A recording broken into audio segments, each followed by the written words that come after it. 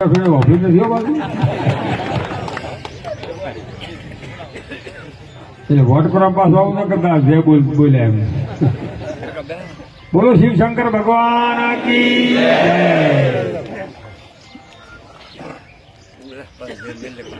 આજે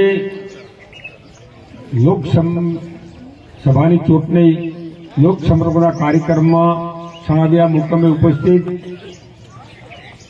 વાવ વિધાનસભાના ધારાસભ્ય અને આપણા લોકસભાના ઉમેદવાર શ્રી જ્ઞાનીબેન, તમારા પૂર્વ ધારાસભ્ય શ્રી ગુલાબસિંહજી, ડીકે દૂધ સાહેબ, પદુભાઈ, રામદેવભાઈ, સૌ મંચસ્થ મહાનુભાવો, સંગઠનના વડીલો, ઇવન મિત્રો, માતાઓ, બહેનો,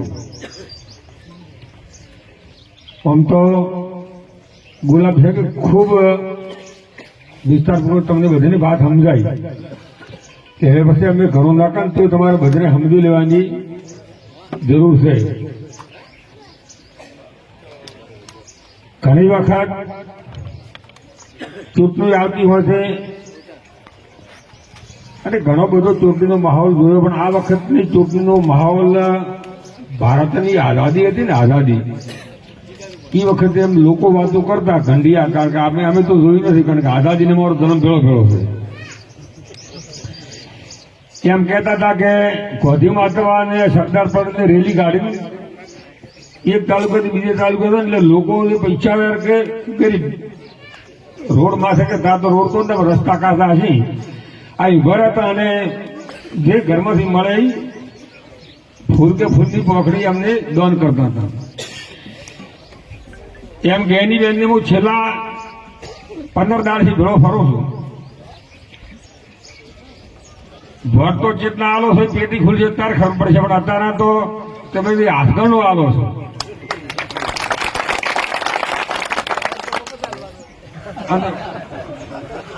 વોટ તો મફત આલવાનું છે, એમ તો કોઈ પૈસા ખર્ચવા હશે નહીં।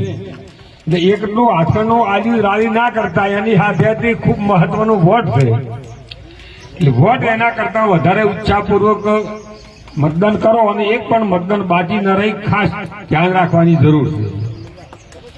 આપણે બધાએ મૃત્યુકો થાય, મૃત્યુકો ઓછા થાય એની પરવા કર્યા વગર ખાસ તો બધાને ધ્યાન એક જ રાખવાનું છે કે મતદાનને દાડે મત એક પણ બાકી ના રહે।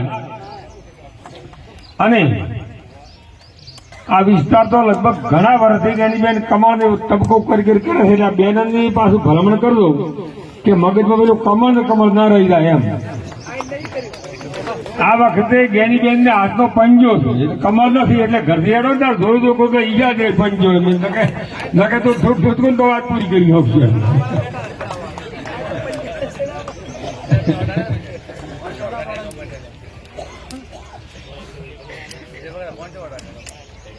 હા, 450 વોટ, 450 વોટ, ગયા વખતે 450 વોટ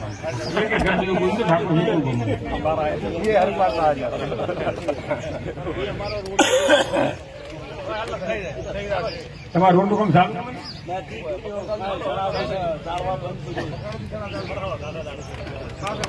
સારું થઈ ગયું, ચાલુ થઈ ગયું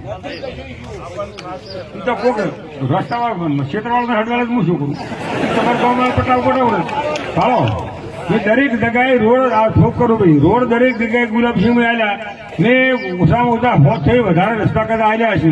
બધાની ગામમાં સર્ચ કરી કે ભાઈ રસ્તો તમારે કોઈ રોકે તો મને ના કહેતા, એ મારે તો બે ખેડૂત ખરકા, એટલે એ વાતમાં મને કોઈ કઈ ખોટું છે, એ તો ગામને સમાધાન કરવું પડે। હા, એ તમારો પ્રશ્ન છે। બસમાં બીજી વાત આવી એટલે મારી લાઈન તૂટી ગઈ। તમને બધાને વિનંતી કરવા અમે આવ્યા છે કે આ વખતે આખા બનાસકાંઠા જિલ્લાનો માહોલ ખૂબ સારો છે। આના કરતા પણ મોટી મોટી મિટિંગો દરેક જગ્યાએ થાય છે, તો આપણે બધાને માહોલની હાથે હાથે જોડાઈ અને હું એવું માનું છું કે મને તમને બધા મિટિંગ છે પણ મને વિશ્વાસ બે છે કે હું આમ તો ઘણી જગ્યાએ કીધું છે કે આ વખતે થરાદ તાલુકો પણ કદાચ કોંગ્રેસની લીડ આવશે, એટલે અમારી વાત પૂરી ચોય ના પડે કે આ વખતે થરાદ તાલુકામાંથી લીડ કોંગ્રેસને નેકાવી હોય તો મારી બધાની જવાબદારી, કારણ કે જે માહોલ છે ને એનામાંથી મને પૂરેપૂરો વિશ્વાસ 100% લીડ આ વખતે તમે કાઢી આલશો। જ્ઞાનીબેન એક સરળ સ્વભાવ 75 થી મોડીને આજ દાવથી મોવાની જ્ઞાનીબેનની ભેવ વહીવટ કર્યો છે. કારણ કે જ્ઞાનીબેન તાલુકા પંચાયતના પ્રમુખ બન્યા ત્યારે હું મારા ઘરથી તાલુકા પંચાયતના ડેલિગેટ હતો ને હું જિલ્લા પંચાયતનો પણ સભ્ય હતો. ત્યારથી મોડીને આજ દાડા સુધી તાલુકા પંચાયત હોય, જિલ્લા પંચાયત હોય, લોકસભા હોય, પેલો અમારો દિવજરની ભાભર તાલુકો એક હતો, ભાભર તાલુકો નોખો છે, ભાભર તાલુકા પર પોતે એક જ પ્રમુખ છે, તાલુકા પંચાયત પ્રમુખ છે. એમની સદંતર એક જ નીતિ કાયમી ધોરણે હતા કે લોકોનું કામ કઈ રીતે કરવું, લોકોને કોઈ તકલીફ ના પડે, કોઈ પણ નાતદાત વગર, કોઈ પણ એમ કહે કે કોમબાદ વાળી વાત પણ કોઈ દાડો એમનામાં હોતી નથી. ગરીબમાં ગરીબ માણસનું કામ કરી થાય.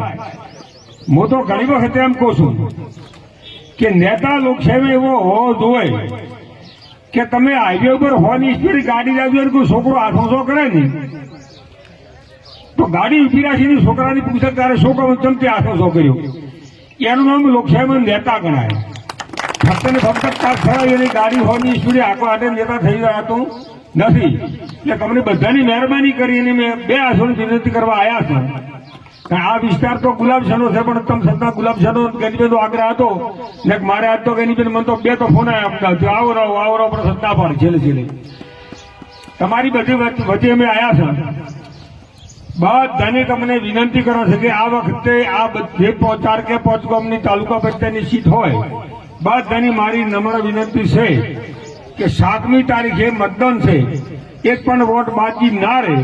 જેટલો વોટ થાય એટલું બધું જ કોંગ્રેસના પક્ષમાં કરી 100% મતદાન કરીને 100% જ્ઞાનીબેનને આ ગામમાં આ વિસ્તારમાંથી વોટ મળે. તમને બધાની વિનંતી કરવા અમે આવ્યા છે. તો તમને બધાને ભારપૂર્વક કહે છે કે 7મી તારીખે પણ મતદાન બાજી ના રહે. 15મી તારીખે ફોર્મ ભરવાનું છે, પણ જેટલી બનેલી બહોળી સંખ્યામાં તો હાજર રહો અને મોટી સંખ્યામાં હાજર રહેશો. એને કારણે એનું કારણ છે કે આ મીટિંગનો માહોલ તો છે ને એટલે બાગના પોસ્ટ ગોવા મળાય ગયા સણા મળાય ગેનીબેનની મીટિંગ દવરી હતી. એટલે મત મળવાનું કારણ કે જીતના વોટ પોસ્ટ 2000 વધારે મળતા હોય છે. કોઈ પણ એવા બોર્ડર ઉપર ઘણા વોટો હોય છે કે છેલ્લે જીતે એમ કોણ છે તો બોર્ડર વાળા પોસ્ટ કરતા 1000 વોટ છે ને એ વોટ સીધા સીધા જીતમાં પડતા હોય છે. એટલે તમે મિત્ર આ માહોલ કરવા પાછળનું કારણ એક જ છે કે તમે જેટલી સંખ્યામાં વધારે ફોર્મ ભરવા આવશો એટલા જ્ઞાનીબેનની પોસ્ટ કે 1000 વોટનો ફાયદો હોય 100% થશે. તો તમને બધાની વિનંતી કરું છું કે 15 તારીખે ફોર્મ ભરવા અને 7મી તારીખે મતદાન કરો ન રાખો એ વિનંતી કરી મારી નિર્માલ જય જવાહર.